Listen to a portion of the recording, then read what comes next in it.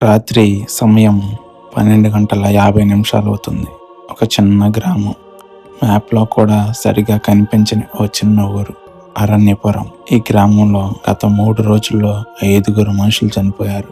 ఇవన్నీ హత్యలే, కానీ ఒక్కరి శరీరం పైన కూడా ఒక్క గాయం కూడా లేదు. చనిపోయిన అందరి ముఖాల్లో ఒక్కటే భావం, చచ్చిపోయే ముందు చూసిన భయం. అక్కడ గ్రామస్తులందరూ ఒకటే మాట చెప్తున్నారు: ఇది మనిషి పని కాదు సార్, ఇది ఆ ఇంటి పని. గ్రామం వాతావరణం ఎలా ఉందంటే, గ్రామంలో అడుగు పెట్టగానే ఒక వింత నిశ్శబ్దం. తలుపులు మూసుకున్న ఇళ్ళు, లైట్లు ఆపేసిన వీధులు, ప్రతి ఒక్కరూ ఒకే దిశగా చూడటం. గ్రామ చివర ఉన్న ఒక పాడుబడ్డ ఇల్లు. ఆ ఇంటికి దగ్గరికి వెళ్లే దారిలో ఎవ్వరూ వెళ్లరు. ఎందుకంటే అర్ధరాత్రి 1 దాటితే అక్కడ ఎవరో పిలుస్తారు. ఈ కేసును సాల్వ్ చేయడానికి ఆ ఊరికి ఇన్స్పెక్టర్ ఆదిత్య వచ్చాడు. ఇతనికి భూతాలు, శాపాలు, ఆత్మలు ఇవన్నీ నమ్మకం లేదు. అతనికి నమ్మకం ఉన్నదల్లా ఒక్కటే: సాక్ష్యం, సైకాలజీ, మానవ లోభం. అందరూ ఆ ఇంటి గురించే మాట్లాడుకుంటున్నారు. ఇన్స్పెక్టర్ ఆదిత్య గ్రామ సర్పంచ్ని అడిగాడు, ఈ ఇంటి గురించి నిజం చెప్పండి, ఎందుకింత భయం అని. సర్పంచ్ వణుకుతూ, 20 ఏళ్ల క్రితం అక్కడ ఒక కుటుంబం అంతా చనిపోయింది సార్. అప్పటి నుంచి ఆ ఇంట్లో వారి ఆత్మలు నివసిస్తున్నాయి అని చెప్తాడు. ఆదిత్య నవ్వుతూ, శాపం కాదు, ఆత్మలు కాదు, సీక్రెట్ ఉంటుంది అని అన్నాడు. మొదటిగా చనిపోయింది ఒక రైతు. అతను కళ్ళు పెద్దగా తెరిచి, నోరు కూడా అరిచినట్టుగా పెద్దదిగా తెరిచి చనిపోయాడు. ఫోరెన్సిక్ ఆఫీసర్ ఇలా చెప్పాడు: డెత్కు ముందు అతను తీవ్రమైన భయానికి గురయ్యాడు సార్.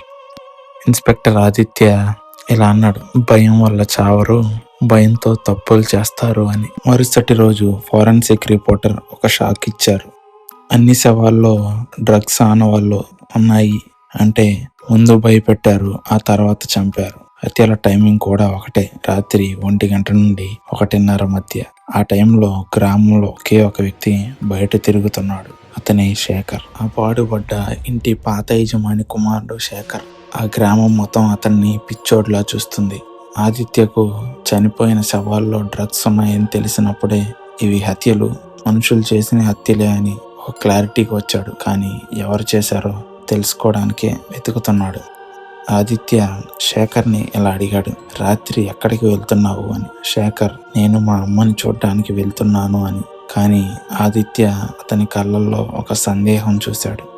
అతని అమ్మ 20 ఏళ్ల క్రితమే చనిపోయిందని సర్పంచ్ చెప్పాడన్న విషయం ఆదిత్య గుర్తుకు వచ్చింది. ఆదిత్య అసలు ఆ పాడుబడ్డ ఇంట్లో ఏముందో, ఆ ఇంట్లో నుంచి అరుస్తుంది ఎవరో తెలుసుకోవాలని రాత్రి 12:55 ఆ సమయంలో ఆదిత్య ఒక్కడే ఆ ఇంట్లోకి అడుగుపెట్టాడు.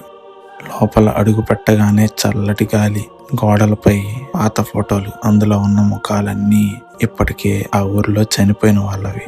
అప్పుడే, నువ్వు కూడా వెళ్ళిపోతావా అని వెనక నుంచి ఓ వాయిస్. ఆదిత్య వెంటనే తిరిగాడు, కానీ వెనక ఎవ్వరూ లేరు. కానీ ఆ ఇంటి తలుపు మెల్లగా మూసుకుపోతుంది. ఆ ఇంట్లో ఎవరో అటు ఇటు తిరుగుతున్నట్టు ఆదిత్య గమనించాడు. ఆ తిరుగుతున్న వ్యక్తిని ఆదిత్య బంధించాడు. అది ఎవరా అని చూస్తే శేఖర్. తర్వాత తన దగ్గర ఉన్న రివాల్వర్తో శేఖర్ని బెదిరించినప్పుడు తను ఇలా చెప్పాడు: 20 ఏళ్ల క్రితం గ్రామంలో కరువు వచ్చింది. గ్రామ పెద్దలు అందరూ ఒక నరబలి చేశారు. ఆ బలిలో శేఖర్ తల్లి చనిపోయింది. ఆ కేసును గ్రామస్తులందరూ కప్పిపుచ్చారు. ఆ రాత్రి నుండి శేఖర్ మౌనంగా మారిపోయాడు. సమయం రాత్రి 1:15. ఆదిత్య పాడుబడ్డ ఇంట్లో శేఖర్ను పట్టుకున్నాడు. సీక్రెట్ బయటపడింది. ఫేక్ నీడలు, సౌండ్ ఎఫెక్ట్స్, డ్రగ్స్, భయం అన్నీ Shekhar plan. Shekhar arrest, case solve. Aditya ఆ పాతబడ్డ ఇంట్లోకి వెళ్ళేటప్పుడు తనతో పాటు ఒక వాయిస్ రికార్డర్ను తీసుకువెళ్ళాడు. ఆదిత్య ఇంటికి వెళ్ళి తన వాయిస్ రికార్డర్ చెక్ చేశాడు. అందులో ఒక అదనపు వాయిస్: నిజం అంతా అతను చెప్పలేదు ఇన్స్పెక్టర్ అని ఉంది. ఆ వాయిస్ శేఖర్ది కాదు.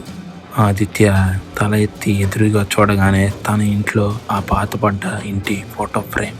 అంటే అక్కడ హత్యలు చేస్తున్నది శేఖర్ ఒక్కడే కాదు, చనిపోయిన వాళ్ళమ్మ ఆత్మ కూడా. ఇద్దరూ కలిసి హత్యలు చేయడం వల్లే ఆ చనిపోయిన ఆ గ్రామస్తుల మొహంలో భయం అలాగే ఉండేది. ఈ వీడియో నచ్చితే లైక్ చేసి షేర్ చేయండి. సబ్స్క్రైబ్ చేయడం అస్సలు మర్చిపోకండి. మరొక వీడియోతో మళ్ళీ కలుద్దాం.